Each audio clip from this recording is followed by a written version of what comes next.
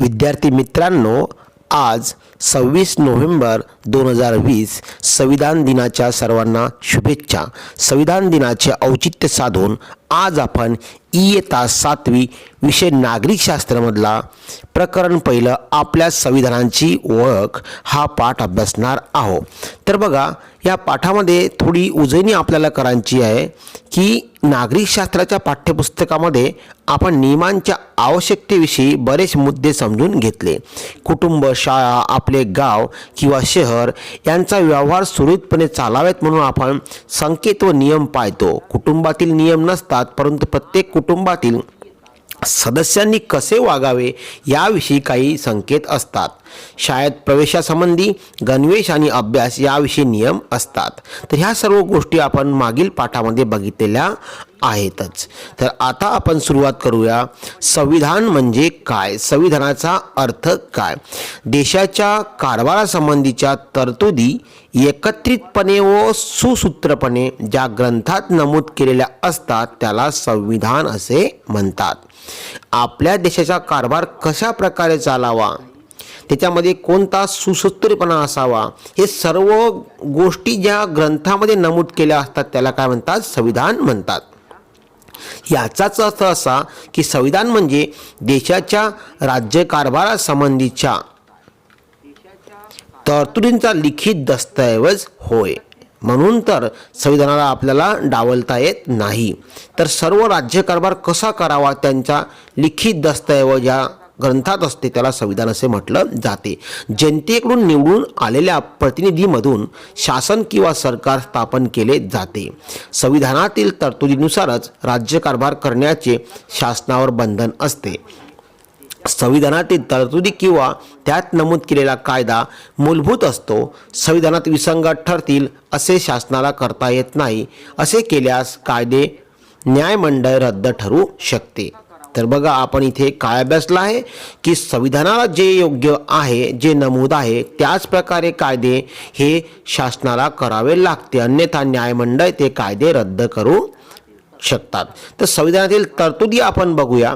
संविधानातील तरतुदी अनेकविध बाबीविषयी असतात। उदाहरणार्थ नागरिकत्व, नागरिकांचे हक्क, नागरिक आणि शासन संस्था यांच्यातील संबंध, शासनाने करायच्या कायद्यांचे विषय, निवडणुका, शासनावरील मर्यादा, राज्याचे अधिकार क्षेत्र ह्या सर्व तरतुदी संविधानामध्ये असतात।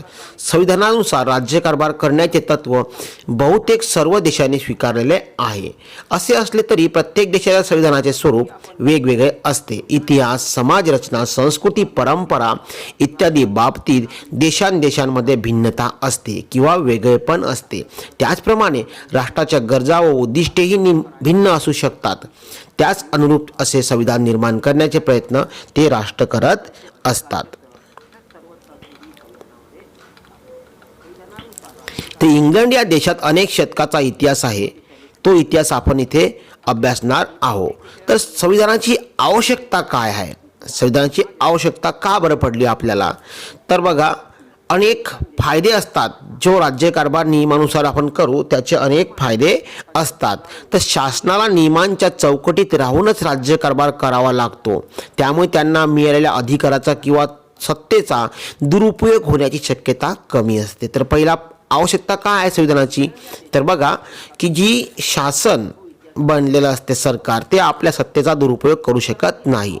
संविधानात नागरिकांचे हक्क व त्यांच्या स्वातंत्र्याचा उल्लेख असतो। शासनाला ते हक्क हिरावून घेता येत नाही, म्हणून नागरिकांचे हक्क आणि स्वातंत्र्य सुरक्षित राहते। तर दुसरा इथे मुद्दा महत्त्वाचा आहे की संविधानामुळे जे नागरिक आहे त्यांचे हक्क आणि स्वातंत्र्य सुरक्षित राहते। संविधानातील तरतुदीनुसार राज्यकारभार करणे म्हणजे कायद्याचे राज्य प्रस्थापित करण्यासारखे आहे, कारण त्यात सत्तेचा गैरवापर किंवा मनमानी कारभाराला वाव नसतो। म्हणजे कायद्यानुसार राज्य करावे लागतात। संविधानानुसार राज्यकारभार होतो असल्याचे पाहून सामान्य माणसांना शासनावरील विश्वास वाढतो, त्यातून ते सहभागाला उत्सुक होतात। सामान्य माणसांचा शासनाबद्दल विश्वास वाढून ते सहभाग वाढवतात। माणसांच्या वाढत्या सहभागामुळे लोकशाही अधिक मजबूत होते.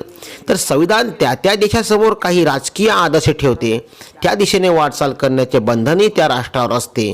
त्यातून जागतिक शांतता व सुरक्षितता, मानवी हक्काचे संवर्धन होण्यास पोषक वातावरण संपूर्ण राष्ट्रामध्ये निर्माण होते. नागरिकांच्या कर्तव्याचा उल्लेख संविधानामध्ये असल्याने नागरिकांचीही जबाबदारी निश्चित होते की आपल्याला सुद्धा काय करायला पाहिजे. तर त्यानंतर बघूया आपण राज्यकारभार म्हणजे काय.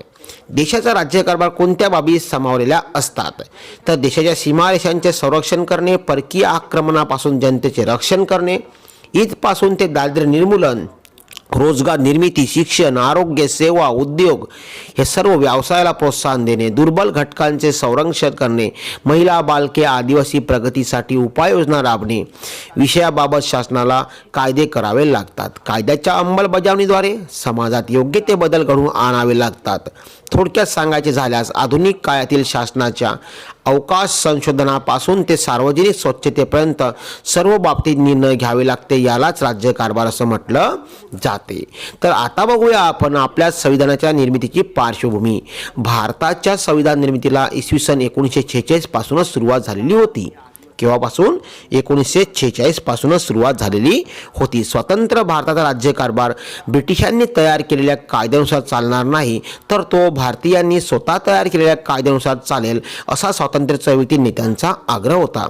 त्यामुळे भारताचे संविधान तयार करण्यासाठी एक समिती स्थापन करण्यात आली. ती समिती संविधान सभा म्हणून ओळखली जाते. तर बघा, भारताचे संविधान कशा प्रकारे तयार झाले हे अतिशय महत्त्वाचा घटक आज आपण अभ्यासणार आहोत. तर त्यासाठी एक समिती नियुक्त केली, तिला संविधान सभा असे म्हटलं जाते. तर बघा, संविधान सभेमध्ये कोण कोण असायचे किंवा होते. आपला देश 15 ऑगस्ट 1947 रोजी स्वातंत्र्य झाला. तत्पूर्वी भारतावर इंग्रजाचे राज्य होते. इंग्रज सरकारने राज्यकारभार सुरूसाठी मुंबई प्रांत, बंगाल प्रांत, मद्रास प्रांत यासारखे विभाग पाडले होते. या प्रांतामधील कारभार तेथील लोकप्रतिनिधी मार्फत चालवला जात होता. त्याचबरोबर देशातील काही भागांचा कारभार तेथील स्थानिक राजे पाहत होते.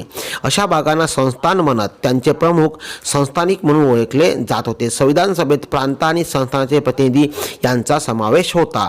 तर जे अलग अलग प्रांत राज्यकारभार करण्यासाठी इंग्रजांनी पाडले होते किंवा जे संस्थानिक होते त्यांचा समावेश या संविधान सभेमध्ये केलेला होता.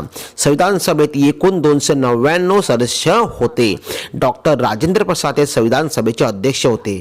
इथे तुम्ही अंडरलाईन करून घ्या आणि कायमचे लक्षात ठेवा की डॉक्टर राजेंद्र प्रसाद हे संविधान सभेचे अध्यक्ष होते. आणि सदस्य किती होते? 299. किती सदस्य होते? 299 सदस्य तिथे होते.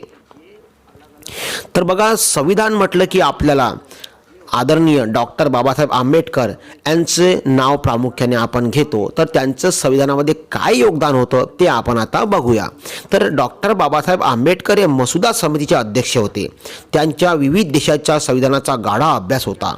त्यांनी अहोरात्र अभ्यास व चिंतन करून संविधानाचा मसुदा तयार केला. डॉक्टर बाबासाहेब आंबेडकरांनी तयार केलेल्या संविधानाचा मसुदा संविधान सभेपुढे मांडण्यात आला. त्यावर कलमावर चर्चा झाली, अनेक दुरुस्त्या सुचवण्यात आल्या. संविधानाचा मसुदा संविधान सभेपुढे मांडण्याचे, त्याविषयी विचारलेल्या प्रश्नांचे उत्तरे देण्याचे, तसेच संविधान सभेच्या सूचनानुसार मूळ मसुद्यात फेरबदल करण्याचे, प्रत्येक निर्दोष करण्याचे काम डॉक्टर बाबासाहेब आंबेडकरांनी केले. भारताच्या संविधान निर्मितीतील या योगदानामुळे त्यांना भारतीय संविधानाचे शिल्पकार असे म्हटले जाते. तर आता तुम्हाला समजलं असेलच की डॉक्टर बाबासाहेब आंबेडकरांनी अहोरात्र प्रयत्न करून संविधानाचा मसुदा लिहिला. त्यांनी मसुदा लिहिला नसता तर आपले संविधान तंतोतंत आणि सर्व राष्ट्राला मार्गदर्शक ठरले नसते. म्हणून त्यांना संविधानाचे शिल्पकार म्हणतात.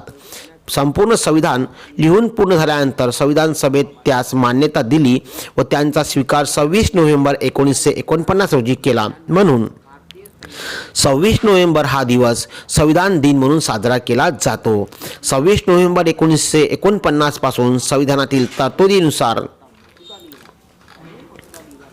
देशाचा राज्यकारभार चालण्यास सुरुवात झाली आणि या दिवसापासून भारताचे प्रजासत्ताक राज्य अस्तित्वात आले. म्हणून 26 जानेवारी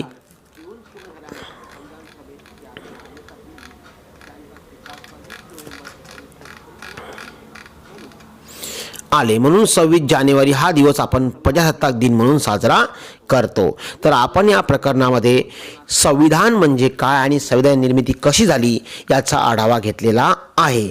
तर दुसऱ्या प्रकरणामध्ये आपण संविधानातील मूलभूत घटक अभ्यासणार आहोत.